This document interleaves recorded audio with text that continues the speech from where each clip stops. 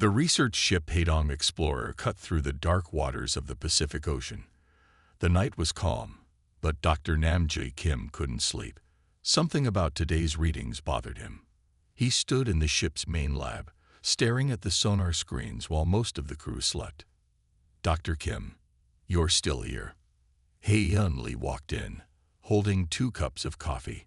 She was the youngest scientist on the team, fresh from university, but her mind was sharp. She handed him 1 cup and looked at the screens. "Is something wrong with the data?" Namgi took a sip of coffee and pointed to the screen.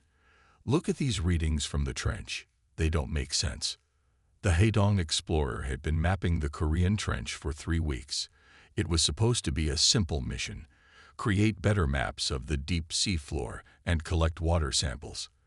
But the readings from their new sonar system showed something strange at 8,000 meters down. Hae-Eun moved closer to the screen, her eyes widening. "These patterns, they're too regular to be natural rock formations." "Exactly." Namgi pulled up more images. "And look at the energy readings. Nothing we know about can create this kind of signature at that depth. The pressure would crush anything living." Hae-Eun sat down at her computer and started typing quickly. "Let me run it through our analysis program again. Maybe we missed something." The lab hummed with the sound of computers. Outside, waves gently hit the ship's hull. The clock showed 2:30 am when Hae-Eun suddenly stood up. "Dr. Kim, look at this." Her voice shook with excitement. "When I adjust for the pressure distortion, the pattern becomes even clearer. These aren't random formations, they're structures." Namgi rushed to her screen. The new images showed clear geometric shapes, curves and lines that couldn't have been made by nature. And there was something else, tiny points of light, moving in patterns. "We need to wake Do-hyun," Namjae said, reaching for his phone. "If there's something down there, we need our best pilot on the submersible." 20 minutes later, Do-hyun Park stood in the lab, still pulling on his jacket. His eyes were sleepy, but they quickly focused when he saw the readings. "We're going to send down the Deep Seeker." The Deep Seeker was their newest unmanned submersible, built to handle extreme depths. It had never been tested below 7,000 meters, but they had no choice. They needed better images. "Begin launch preparations," Namjae ordered. "We'll send it down as soon as the morning crew arrives." The next few hours passed in a blur of activity. As the sun rose, the ship came alive with excited voices. Everyone wanted to see what they'd found. The Deep Seeker hung over the dark water, its cameras and lights ready. "Launch in 5 minutes," Do-hyun announced from his control station. His hands moved smoothly over the controls, running final checks. Hae-Eun stood by the rail, watching the ocean. The morning sun made the waves sparkle, but she couldn't stop thinking about the darkness below. What would they find? The depth meters on the screen ticked down as the Deep Seeker descended. 1,000 meters, 2,000 meters, 3,000 meters. At 7,500 meters, the first strange readings appeared. The water temperature was wrong, warmer than it should be. Then the lights caught something that made everyone gasp. A structure rose from the seafloor, its surface smooth and curved. It wasn't rock or coral. It looked built. And around it, points of light moved in patterns, like stars dancing in the deep. "That's not possible," someone whispered. But there it was. As the Deep Seeker's lights illuminated more of the structure, they saw more impossible things. Openings like doorways, paths along the seafloor, and movement. Deliberate, intelligent movement. Namjae grabbed his satellite phone. His hands shook as he dialed. "Get me the Korean Institute of Ocean Science. Now." He looked at the screens again, his voice quiet but firm. "We're going to need a bigger research team." Hae-Eun couldn't take her eyes off the screen. In all her studies, all her dreams of marine biology, she'd never imagined this. They hadn't just found new life. They'd found a new civilization, hidden in Earth's deepest waters. The discovery that would change everything had begun. 3 days had passed since the discovery. The Hedong Explorer's deck was now crowded with new equipment and extra scientists. Do Hyun Park hadn't slept much, spending most of his time at the Deep Seeker's controls, exploring the mysterious structure. "Look at this new footage," he said, pointing to his screen. The other scientists gathered around. The underwater structure was bigger than they first thought. It stretched for almost a kilometer along the ocean floor, with dozens of entrance points. Hyun-Lee sat at her station, monitoring the water readings. "The temperature changes aren't random," she announced. "They follow a pattern, like a heartbeat." Nam Jae-Kim nodded slowly. "Whatever built this place is controlling the water temperature. But why?" Their questions were about to be answered. As Do-Hyun moved the Deep Seeker closer to one of the entrances, something changed. The moving lights they'd seen before gathered near the submersible. "Don't move," Namji ordered. Everyone held their breath. The lights began to pulse in a sequence. 3 short flashes, 2 long ones, then 3 short again. It repeated 3 times. "It's a pattern," Hyun whispered. "They're trying to communicate." Do-Hyun's fingers flew over his keyboard. "I'm programming the Deep Seeker's lights to copy their pattern." The submersible's lights flashed the same sequence back. For a moment, nothing happened. Then the sea around them came alive with light. Dozens of creatures emerged from the structure. They were unlike anything the scientists had ever seen. About the size of dolphins, their bodies seemed to shift between solid and transparent. Patterns of light moved across their skin like flowing text. "Amazing," Namgi breathed. "They've evolved to handle the pressure by becoming part of their environment." The creatures surrounded the Deep Seeker, but they didn't touch it. Instead, they began a new light pattern, more complex than the first. "Recording everything," Hyun said, her voice excited. "The patterns remind me of old Morse code, but much more sophisticated." One of the creatures moved closer to the Deep Seeker's camera. Its body was more visible now. They could see organs that glowed with bioluminescence and what looked like multiple hearts pumping clear fluid. That's how they survive the pressure, Namjai realized. Their bodies are filled with liquid at the same pressure as the ocean around them. Do-Hyun kept the submersible steady. "Should we try another pattern?" "Yes," Namjai decided. "But keep it simple. We don't want to send the wrong message." They tried a basic mathematical sequence. 1 flash, 2 flashes, 3 flashes. The creatures responded immediately, completing the sequence with 4 flashes, then 5. "They understand." Hyun clapped her hands. "They're not just intelligent. They're trying to prove it to us." The next few hours were like a dance. The humans would send a pattern, and the creatures would respond with increasingly complex variations. Each exchange taught them more about each other. "Look at how they move," Do-Hyun pointed out. "They're not just swimming. They're manipulating the water pressure around them." He was right. The creatures could create paths through the water by changing the pressure around them. It explained how they could move so easily at such depths. As the sun set, Namji made a difficult decision. "We need to surface the Deep Seeker. Its batteries are running low."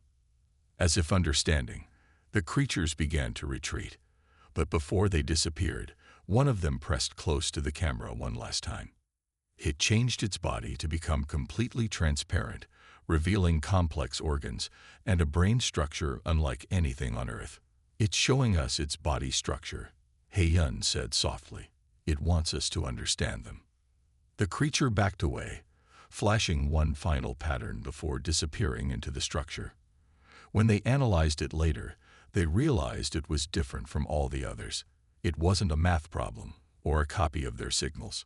It was an invitation to return. That night, no one on the ship could sleep.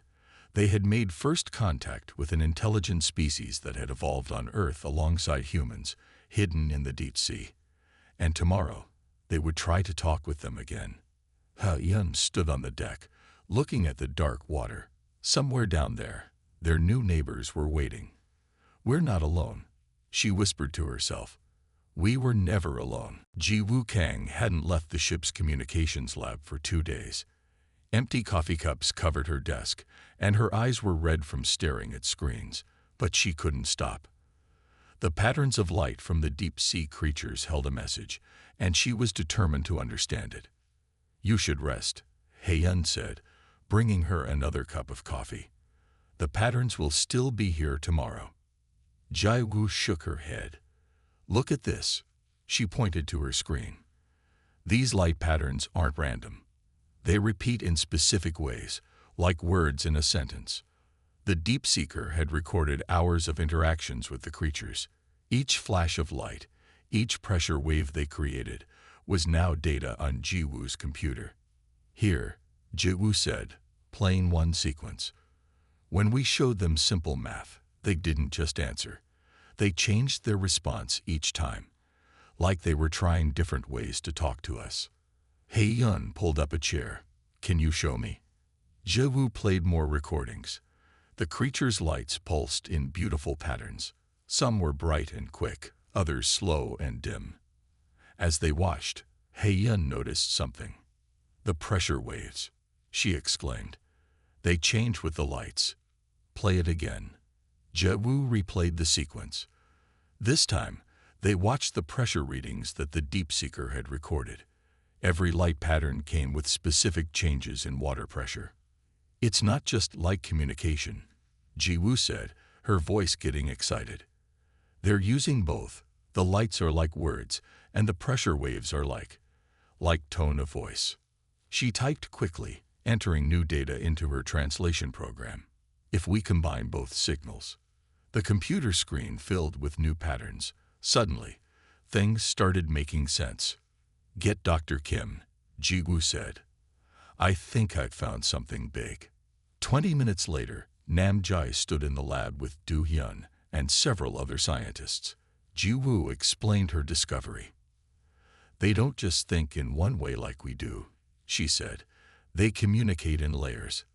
The lights tell the basic message, but the pressure waves add meaning.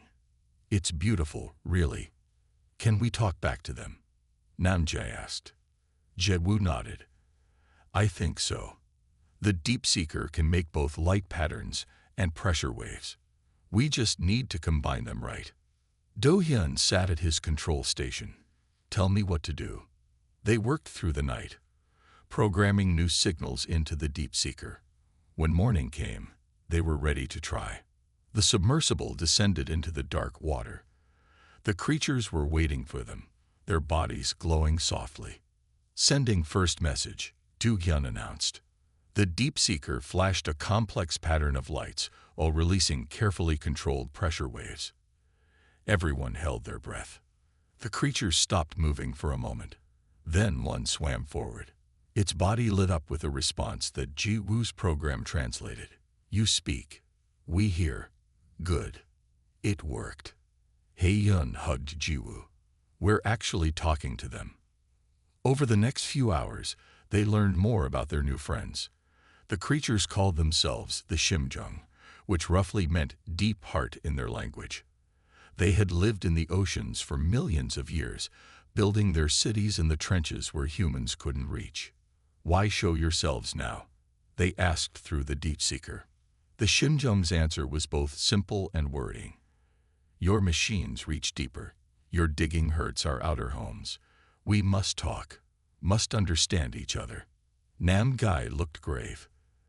"They mean the deep-sea mining operations. But this is good," Heyun said. "They want to talk instead of hide. They want to solve problems together." As the day went on, they learned more about the Shimjung's language. Every conversation became easier. The creatures shared stories about their civilization, their technology, their way of life. Different bodies, one Shimjung communicated, saying wish to learn, to grow, to understand. Jiwoo saved every message, every pattern. "We're not just learning their language," she told the others. "We're learning a whole new way of thinking." That evening, the Shimjung showed them something incredible. They changed the pressure waves around the Deep Seeker in a way that carried it gently through their city, giving the humans their first real tour of an alien civilization. Today we make history, Namjai said proudly. Not by conquering or fighting, but by learning to listen in new ways. Haeyun watched the screens as the Shimjung guided them through their world. And this, she thought, is just the beginning. The news of the Shimjung's discovery couldn't stay secret for long. 1 week after they made contact, a large black ship appeared on the horizon. The Ocean Resources Corporation logo on its side gleamed in the morning sun.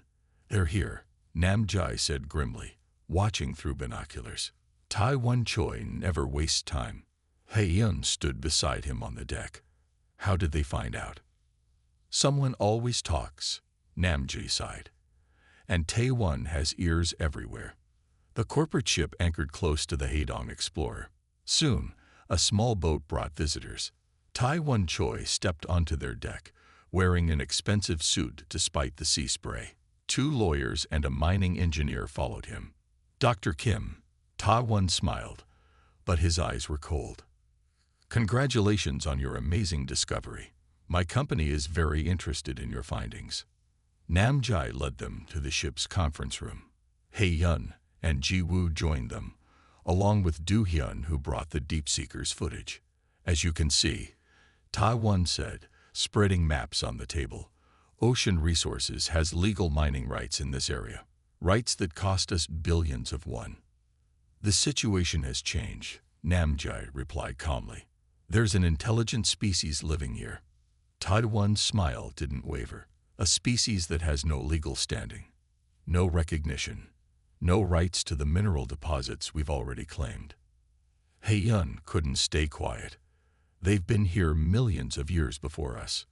Their homes are in the way of progress." Taiwan cut her off. "Think of the benefits, Dr. Kim. The rare earth metals in these trenches are vital for green technology. Electric cars, wind turbines, the future of our planet. While we destroy another civilization," Jiwoo asked. The mining engineer spoke up. "We could work around their main structures, minimize the damage." A loud alarm cut through the air.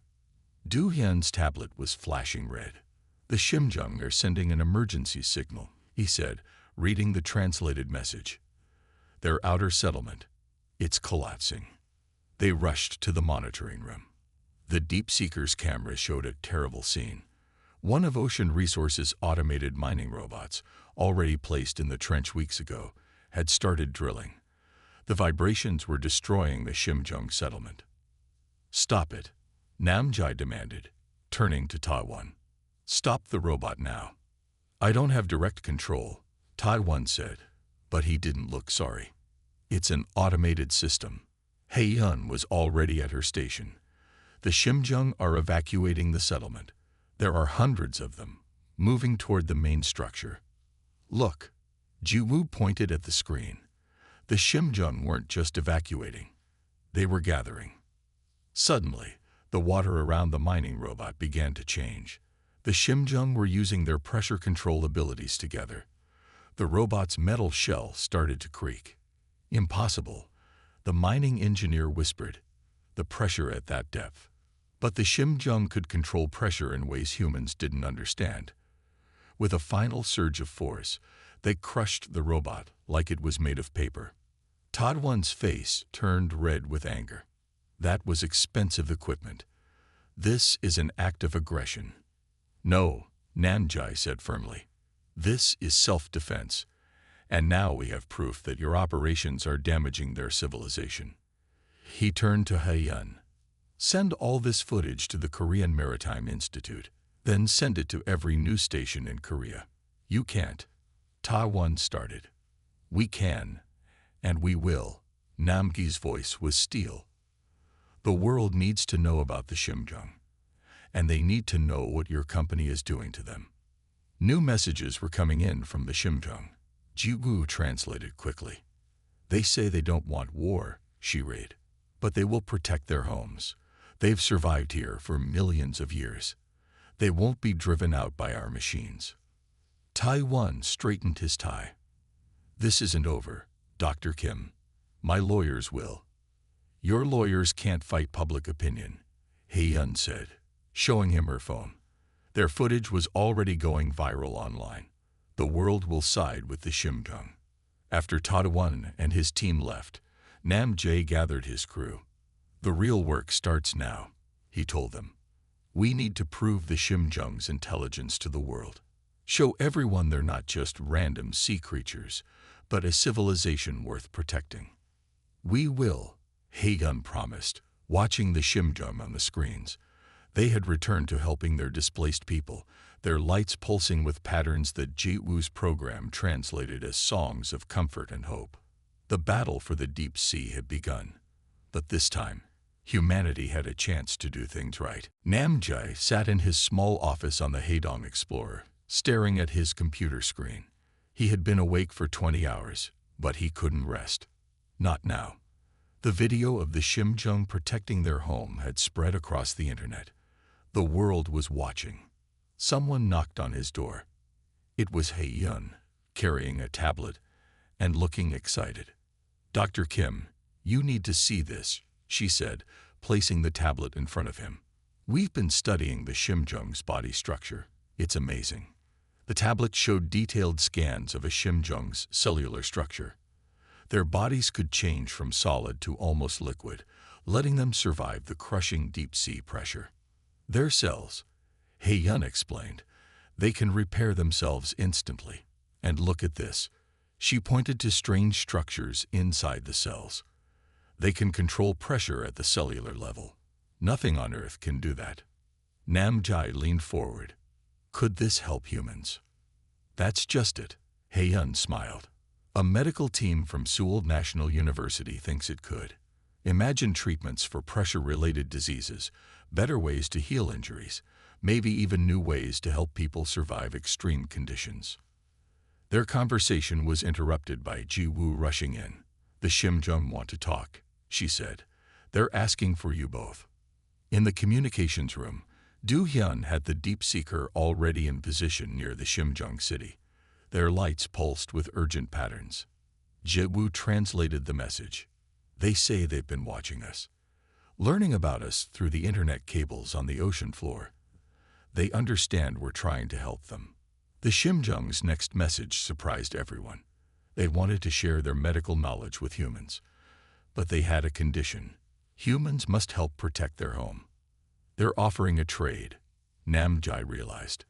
They're healing technology for our protection. He-yun watched the Shimjung's graceful movements on the screen. They're smarter than we thought. They know the best way to protect themselves is to become valuable to us. More messages came from the Shimjung. They explained how their bodies work, how they had evolved to use pressure instead of fighting against it. Each piece of information was a gift that could help humans. Look at this, He-yun pointed to new readings. Their body temperature changes could help us understand how to treat hypothermia. Their pressure control could help people with heart problems. Nam-gi nodded slowly. This is bigger than just protecting their homes. We could help millions of people. Just then, Do-hyun called out. The Shimjung were doing something new. They had created a special area in their city, changing the pressure to make it safe for human equipment. They want us to build a permanent research station. Ji-woo translated their message. A place where our species can work together. The team worked through the night, making plans. They would need special equipment, safety systems, and many experts. But the Shimjung were patient. They had waited millions of years to meet humans. They could wait a little longer. The next morning, Nam-jae made a video call to the Korean Institute of Ocean Science. He showed them the Shimjung's medical discoveries and the plans for the research station. This is our chance, he told them, to prove that humans can be good neighbors, that we can learn from another species instead of destroying them. He-yun added her own report about the medical benefits. When she finished, the Institute's directors looked convinced. There's something else, Ji-woo said after the call. She showed them a new message from the Shimjung. They say they've seen all of human history through our internet cables. They've watched our wars, our mistakes, our progress. And they still want to help us. Nam-jae smiled. They believe in our better nature. That evening, He-yun stood on the deck, watching the sunset. Below the waves, the Shimjung were preparing the research area, their lights dancing in the dark water. They were building a bridge between two worlds. Maybe, she thought, this is how humanity grows up, not by conquering new worlds, but by learning to share our own. The Shimjung's lights pulsed below, like stars in the deep sea, promising a future where two very different species could work together to make life better for everyone. Ambassador Sun Mayun had faced many challenges in her career, but nothing like this. She stood on the Hedong Explorer, watching the installation of the new pressure-safe meeting chamber. It would be the first place where humans and Shimjung could meet face to face. The chamber will be ready tomorrow, Namjai told her. The Shimjung helped design it. They've adjusted the water pressure inside to let them take solid form while keeping it safe for humans. Sun Li nodded. And you're sure the translation system will work? Jiwoo has tested it hundreds of times, He-yun said. She pointed to the complex machine they'd built. It could convert human speech into light and pressure patterns, and Shimjung signals into Korean and English. The next morning, representatives from 12 countries arrived on ships. Everyone wanted to meet the Shimjung. Everyone wanted something from them. The Americans want their medical technology, Sun Mei told Namgai quietly. The Chinese want their pressure control systems. The Russians want their deep-sea mining knowledge. Namgi frowned. The Shimjung aren't here to be used. They're here to be partners. The meeting chamber hung from thick cables, half underwater. Inside, clear walls separated water-filled and air-filled sections. Cameras would broadcast everything to the world. Sun Mai entered first, wearing her formal diplomatic uniform. Through the clear wall, 3 Shimjung appeared. Their bodies glowed with welcome patterns that the translation system converted to words. We greet you in peace. This is amazing, one of the American diplomats whispered. The Shimjung had made themselves easier to see, their normally fluid bodies holding solid shapes. They looked like a mix of dolphins and glowing crystals. The Shimjung began sharing their knowledge. They showed maps of ocean currents humans had never known about. They explained how they could feel earthquakes coming days before they happened. They demonstrated their understanding of deep-sea geology that made human knowledge look basic. We can help each other. The Shimjung's lights pulsed. Your cities above, our cities below. Both safer together. But then the argument started. The Chinese diplomat demanded exclusive rights to Shimjung pressure technology. The Russian representative wanted access to their deep-sea mining techniques. The American scientist couldn't stop asking about their medical secrets. The Shimjung's lights dimmed. Their patterns showed confusion, then sadness. Stop, Sun Li's voice cut through the noise. Look at what you're doing. The Shimjung offer friendship, and you treat them like a resource to fight over. She turned to the Shimjung. I apologize for my fellow humans. We can be eager, sometimes too eager. The Shimjung's lights brightened. They sent a new message.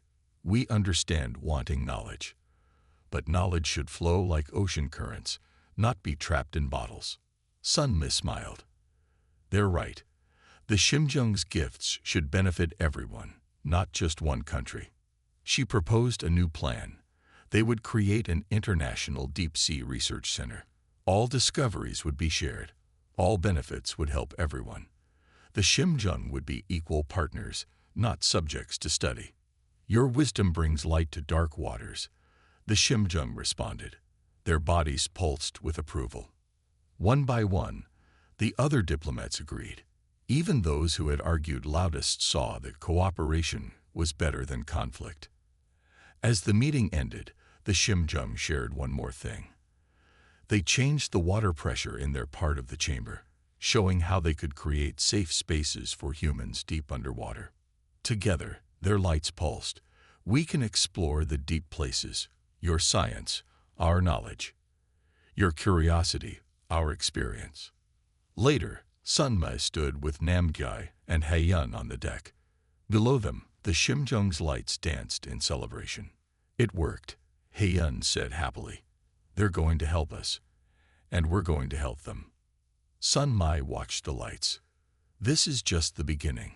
Think of what we can learn from each other. Namgyal smiled. Today we didn't just make diplomatic history. We proved that two completely different species can find common ground. Deep below, the Shimjung continued their light dance, a celebration of new friendships and new possibilities. The ocean, for so long a barrier between worlds, was becoming a bridge. The first warning came at midnight. Du Hyun was monitoring the deep-sea sensors when they started showing strange readings. The ocean floor was moving in ways it shouldn't. Dr. Kim. He called through the ship's radio. Something's wrong. Namgyal rushed to the monitoring room. Hae-yeon and Ji-woo were already there, watching the screens with worried faces.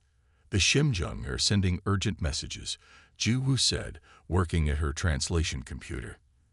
They say the seafloor is breaking. The Deep Seeker's cameras showed the problem.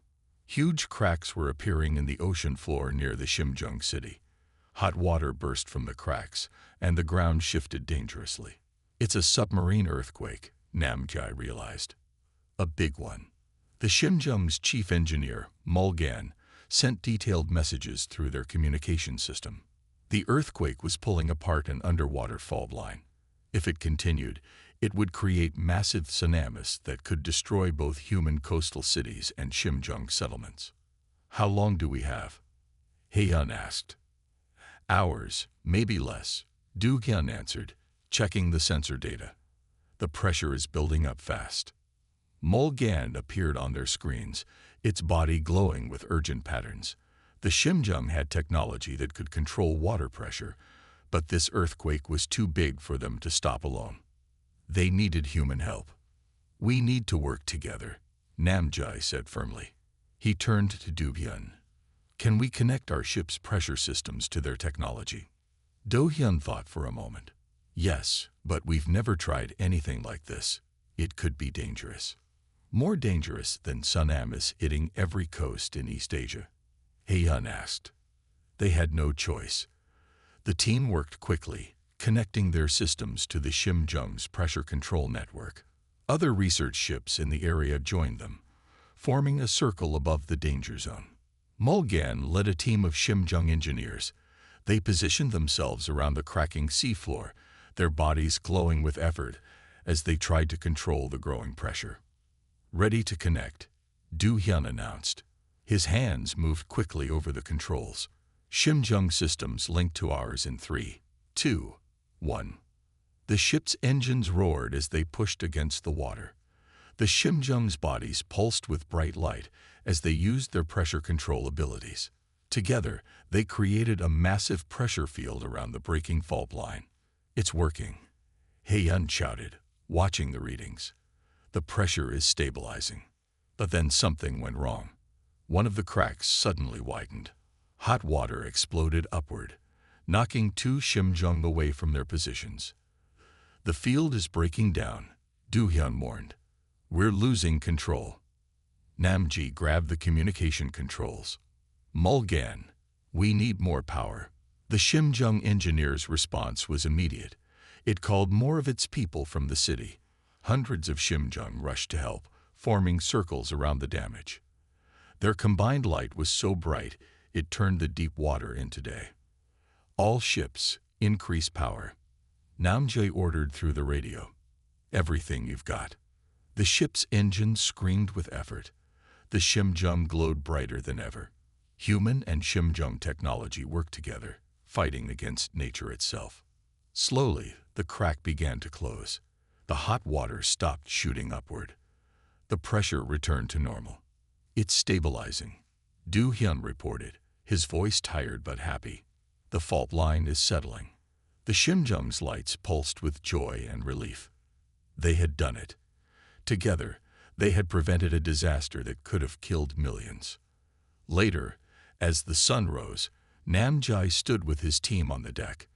Below them, the Shimjung were already working to repair their damaged homes. We've proven something important today, he said. When we work together, there's no problem too big to solve. Hae-yeon nodded, watching the Shimjung's lights dance below. They saved our coastal cities. We helped save their homes. That's how it should be. Jaiwoo smiled as she translated the Shimjung's latest message. Today, we are not two species. We are one team, protecting one ocean, one world. The crisis had passed, but it left something valuable behind. Humans and Shimjung had faced a terrible danger together, and together they had won. It was more than just a victory over nature. It was proof that two very different species could trust each other when it mattered most. 3 months had passed since the earthquake crisis. The deep-sea research station was finally complete. Hae-yun stood in the main observation dome, watching Shimjung swim past the thick windows. She still couldn't believe she would be living here, a kilometer beneath the ocean's surface. "Ready for your first day as ambassador?" Namji asked, joining her at the window. His visit today was special. He would return to the surface, leaving Hae-yun as humanity's first permanent representative to the Shimjung. "I think so," she smiled, touching the window, though it still feels like a dream. The research station was a marvel of both human and Shimjung engineering. Shaped like a giant star, it had 5 main sections. 3 were filled with water at Shimjung pressure levels, 2 with air for humans. Special chambers between them let both species meet safely. Do-hyun was checking the station's systems one last time before heading back to the surface. "Everything's working perfectly," he reported. "The Shimjung's pressure control makes our job easy. They keep the station more stable than our best technology could." Jaewoo worked at her translation station, now permanent part of the facility. "The Shimjung are asking if you'd like to see their latest project," she told Hae-yun. In the past months, the Shimjung had started teaching humans about their medicine. Their healing techniques had already helped thousands of people. Hospitals around the world were using Shimjung-inspired treatments for pressure-related diseases. Hae-yun followed a group of Shimjung to their new medical research area. Through the clear walls, she saw them working with human doctors, showing how their bodies could repair damage that would kill most creatures. "They say they found a way to help human divers work deeper and safer." Ji-woo translated their glowing patterns. "Something about changing the way our cells handle pressure." But medicine wasn't the only thing humans and Shimjung shared. In another part of the station, Shimjung engineers worked with human scientists to improve earthquake prediction. Their ability to feel changes in the ocean helped protect coastal cities from disasters. The Shimjung had surprised everyone with their knowledge of ocean currents and climate. They understood things about Earth's oceans that humans had never guessed. Working together, the two species made better plans to protect the seas from pollution and warming. "Look," Namgi pointed through a window. A young Shimjung was teaching a group of human children through a video link. The children watched in wonder as it changed colors and shapes, showing them how deep sea life had evolved. "They're so good with kids," Hae-yun said. "They understand that children are the future." The Shimjung had their own young ones too, small bright forms that darted through the water like living stars. They were curious about humans, often coming close to the windows to watch and learn. As evening approached, it was time for Namjae and the others to leave. "Remember," he told Hae-yun, "you're making history. Every day here matters." Hae-yun hugged her old teacher goodbye. "I'll make you proud." After the farewell ceremony, Hae-yun went to her new quarters. The room had windows on all sides, giving her a perfect view of the deep ocean and the Shimjung city beyond the station. Lights moved in the dark water like a dance of stars. A special pattern of lights caught her attention.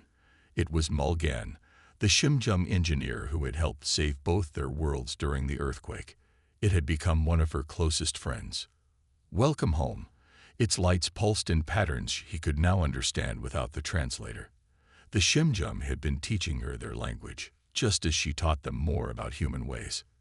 "Thank you," she answered through her room's light system. "It's good to be home." That night, Hae-yun wrote in her diary, "Today marks the real beginning of our journey together. Humans and Shimjung, so different yet so alike. We both love learning. We both want to explore. We both dream of a better future, and now we're building that future together, deep beneath the waves. Outside her window, the lights of the Xinjiang city twinkled like an underwater galaxy. Two species, sharing one ocean, working together to unlock the mysteries of their blue planet. It wasn't just a new chapter in human history. It was a new chapter in Earth's story.